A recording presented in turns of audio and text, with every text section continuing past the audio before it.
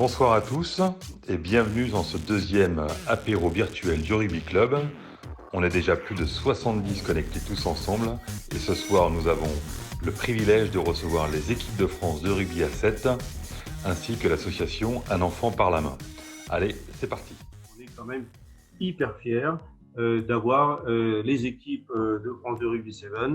On est là parce que vous existez et on est tous extrêmement fiers d'être à vos côtés. On va commencer l'interview avec Christophe.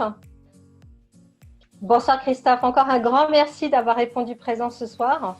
Pour moi, j'ai le sentiment que le 7 est en train de prendre son envol en France. Est-ce que tu partages cette impression et comment tu l'expliques ? C'est évident qu'il y a une ferveur qui est croissante.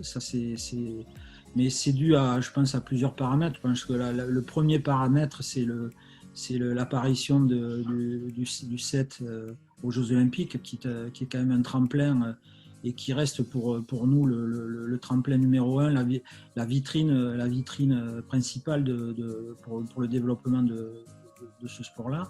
Jonathan, Stéphanie t'attend. Salut Joe, tu m'autorises à t'appeler Joe ?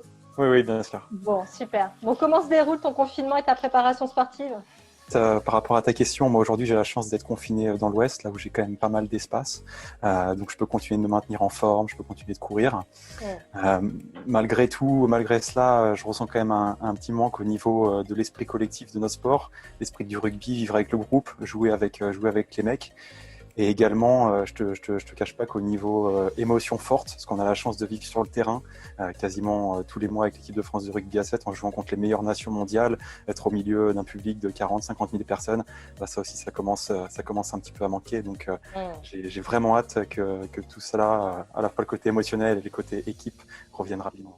JO, ça représente quoi pour toi, Anne-Cécile ? Mais c'est un peu la consécration de plusieurs années de travail, forcément. Ça reste un rêve, le rêve de tout sportif de base. Moi, autant en athlétisme, quand j'en faisais, ça restait mon rêve aussi. Une fierté aussi de faire un peu comme le papa, comme la maman, d'y briller du mieux que je pouvais. Et ça a pris un peu une dimension particulière maintenant que je suis passée au rugby, parce que du coup, en passant d'un sport individuel à un sport collectif, c'est vrai que l'envie d'y aller et l'envie d'y briller est beaucoup plus forte, parce qu'on sait qu'on a les copines à côté sur le terrain pour nous aider à réaliser notre rêve. Est-ce que tu peux nous partager quelques mots déjà sur l'histoire de l'association, s'il te plaît ? Donc, dans tous les pays où on intervient, on intervient sur 5 axes. Donc, c'est autour du parrainage. Donc, c'est l'éducation, c'est accès à l'eau, c'est la santé, c'est la nourriture et c'est le développement agricole. Donc, globalement, là où on a le parrainage, on essaye aussi de construire, de bâtir des projets. Donc, ça peut être une citerne d'eau. Donc, ça peut être des projets comme Pass It Back. Ça peut être des programmes beaucoup liés à l'hygiène. Donc, je pense qu'on va en parler par la suite. On va accueillir maintenant Lénaï, qui est ambassadrice de l'association Un enfant par la main. Et espère à bientôt, Caroline. En tout cas, encore un grand merci pour ta présence. Lénaï, son micro est ouvert. Tu peux rentrer de ton jardin et on t'écoute. Et merci Stéphanie et toute l'équipe organisatrice de mettre en lumière le rugby à 7. On en a bien besoin. En France, on sait qu'il y a une priorité sur le rugby à 15 et c'est très très bien cette initiative, et je vois qu'il y a du monde qui participe ce soir, donc merci à tous les organisateurs de cette belle visio.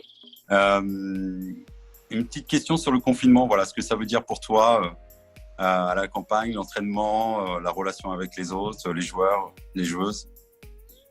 Écoute, moi j'ai la chance d'être à la campagne, j'ai la chance d'être avec mes parents, d'être auprès de ma famille, et sincèrement le confinement se passe très bien. J'ai de l'espace, j'ai de la nature, je suis quelqu'un qui est très sensoriel, qui a besoin de sentir les choses, et ici je me sens à ma place. Donc la prochaine soirée des fondateurs, ce sera à nouveau un apéro digital. Ça sera le 3 juin, on tiendra la date. Le Stade français sera là le 3 juin avec son directeur général Thomas Lombard. On aura un autre invité qui est Thierry Dussautoir, et Thierry aussi le parrain d'une association magnifique qui s'appelle les Oscars Angels.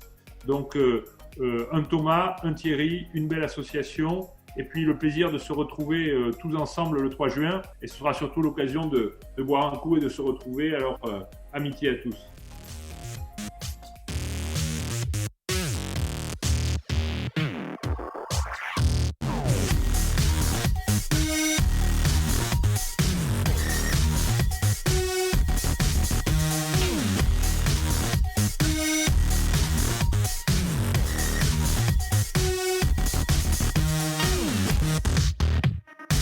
Bye.